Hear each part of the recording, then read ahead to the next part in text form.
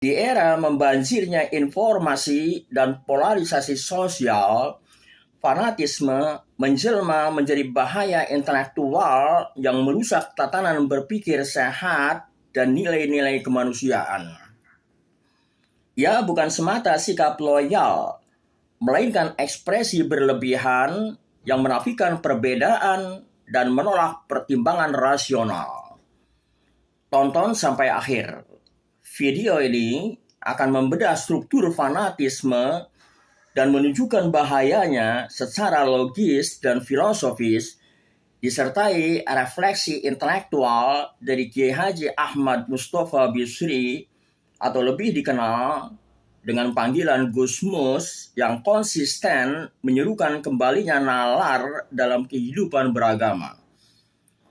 Fanatisme mengandung cacat logika yang nyata. Dua bentuk kekeliruan berpikir yang paling sering muncul dalam praktek fanatisme adalah argumentum ad hominem dan false dichotomy. Yang pertama, argumentum ad hominem, menyerang pribadi, bukan argumen. Irving M. Copy dalam bukunya Introduction to Logic menjelaskan, the argumentum ad hominem is the fallacy of the attacking the character or circumstances of an individual who is advancing a statement or an argument instead of trying to disprove the truth of the statement or the soundness of the argument itself.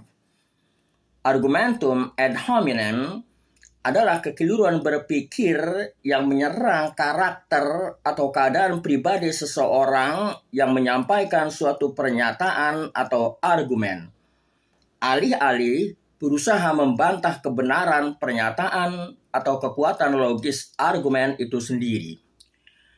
Fanatisme tidak membantah isi pikiran, tetapi menyerang siapa yang menyampaikannya. Dia siapa? Dia bukan ulama kami. Dia dari kelompok lain. Dua, false dichotomy, memaksakan dua pilihan ekstrim. The fallacy of false dilemma consists in reducing the option to two extreme, when in fact more option may exist. Kekeliruan dikotomi palsu terjadi ketika pilihan-pilihan yang tersedia dikurangi menjadi hanya dua kutub ekstrim. Padahal pada kenyataannya mungkin ada lebih banyak opsi lain yang tersedia.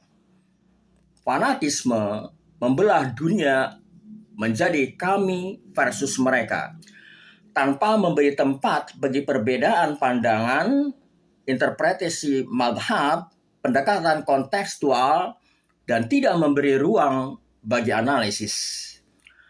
Dalam gaya tutur yang lembut tapi tajam, Gus Mus menyamakan fanatisme dengan kemabukan spiritual. Orang fanatik itu ibarat orang mabuk.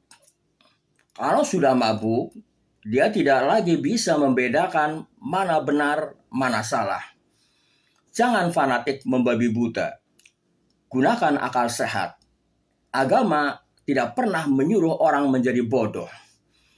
Gus Mus tidak hanya mengkritik fanatisme secara moral, tapi juga menyentuh akar intelektualnya, kerusakan akal sehat. Menurut beliau, agama seharusnya menjadi ruang penyuburan hikmah dan nalar, bukan menjadi tempat pemutusan akal. Aristoteles dalam Nicomachean Ethic menjelaskan bahwa kebajikan terletak pada keseimbangan, bukan ekstremitas. Virtue then is a state of character concerned with choice, lying in a mean determined by rational principle. Keutamaan adalah suatu kondisi karakter yang berkaitan dengan pilihan, terletak di jalan tengah yang ditentukan oleh prinsip rasional. Fanatisme menolak jalan tengah dan rasionalitas. Ia menggantikan kebijaksanaan praktis dengan absolutisme ideologis. Warisan keilmuan Islam sangat tegas terhadap bahaya fanatisme. Al-Farabi, filsuf muslim abad ke-10, menekankan pentingnya posisi tengah atau wasatiyah. Khairul umuri awsatuha wal fadilah hiya halatun nafsiyatun mutawassitatun baina tarafai ifratin wa tafritin yumajjizuhal aqlu wa yahdi ilaiha ta'aqqulu. Sebaik-baik perkara adalah yang pertengahan. Keutamaan adalah keadaan jiwa yang berada di tengah antara dua ujung, berlebihan dan kekurangan. Dibedakan oleh akal dan dicapai melalui perenungan rasional. Imam Al-Ghazali bahkan menyatakan bahwa kebanyakan kesesatan umat bersumber dari taklid dan fanatisme. Wa'lam anna aktsara dhalalatin nas sababuha at-taqlidu wa ta'assubu. Ketahuilah bahwa kebanyakan kesesatan manusia bersumber dari taklid dan fanatisme. Fanatisme, menurut Imam Ghazali, adalah tergesa-gesa dalam menghukumi sebelum memahami. Ia bertentangan dengan prinsip tawakuf dalam epistemologi Islam, yakni berhenti sejenak untuk berpikir sebelum menghakimi.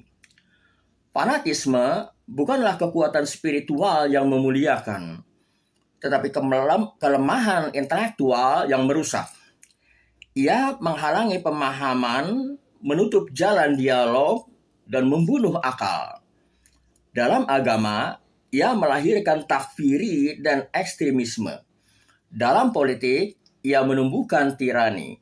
Dan dalam masyarakat, ia menciptakan jurang permusuhan. Melalui seruan Gusmus dan pemikiran para filosof, kita diajak untuk kembali kepada akal sehat, jalan tengah, dan kebijaksanaan praktis. Kita diminta menyalakan nalar sebagai cahaya refleksi, menjaga kemanusiaan sebagai inti agama, dan merawat kebijaksanaan sebagai buah dari pengalaman rohani.